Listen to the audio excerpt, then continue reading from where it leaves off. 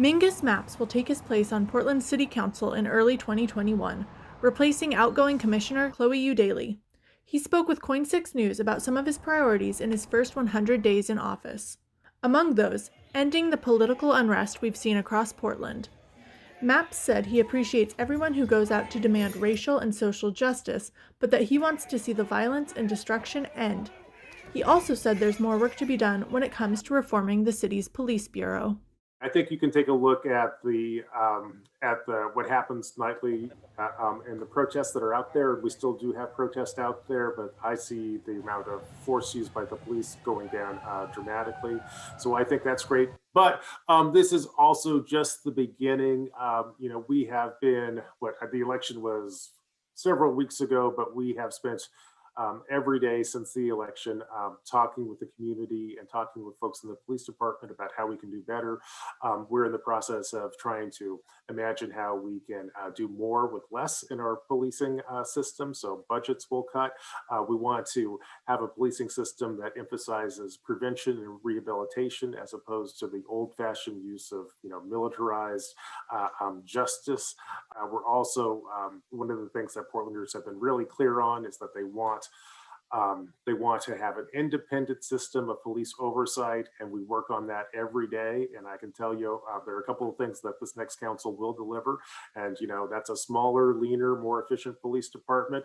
That's a police contract, which emphasizes accountability, and will deliver a new system of independent police oversight. And I think overall, when we get all these things done, we'll have a public safety system which reflects Portland values, and I think we'll be a much better city for it. He also addressed the rise in violent crime across the city. I think this past week we must have reached about our 56th homicide in Portland for the year. That's about double what our normal rate is. So, this is not an isolated issue. Violence permeates every aspect of life here in Portland.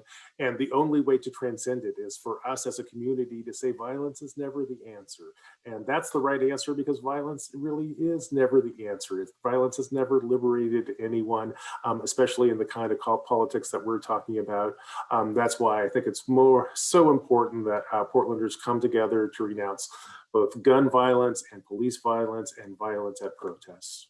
A lot of people talking about the increase in gun violence in particular. Yeah. And a lot of people affiliate that with the disbanding of the gun violence reduction team.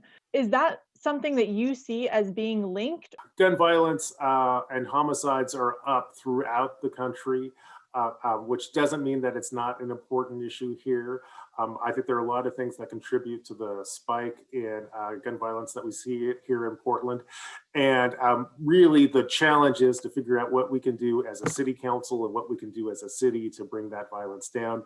Frankly, one of the things that we will be emphasizing during my first 100 days here in Portland or on city council is taking every step we can to move away from violence that we see in the streets, whether it's gun violence or whether it's the violence that we see at protests. We're going to call everyone to the table to help resolve our issues constructively as opposed to destructively.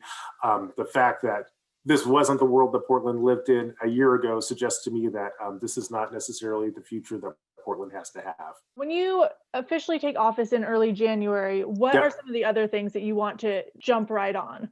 We're thinking very hard about what our priorities are for the top first 100 days, and we've hit on a lot of them. Frankly, one of the things we haven't talked about though is COVID recovery, and this is actually a great and important day. I think of today as being the beginning of the end of the COVID crisis. Finally, we have vaccines entering the arms of Oregonians, and COVID is not just a public health crisis; it's an economic crisis. My obligation here as a member of City Council will be to make sure that we spend those COVID relief dollars efficiently and transparently and equitably. I'm really excited to get there. I won't lie to you, this is the beginning of the end, but we're not at the end yet. Some of our darkest days are still ahead. In fact, some of our darkest days are right now. But if we hold together, take care of each other, do the common sense things that we know we need to do, like wear our masks, wash our hands, and get that vaccine in our arms as soon as we can. Then we can get back to the really fun work of opening our schools again, opening our businesses again, and reinventing Portland for the 21st century. You mentioned that some of the darkest days are still ahead, though.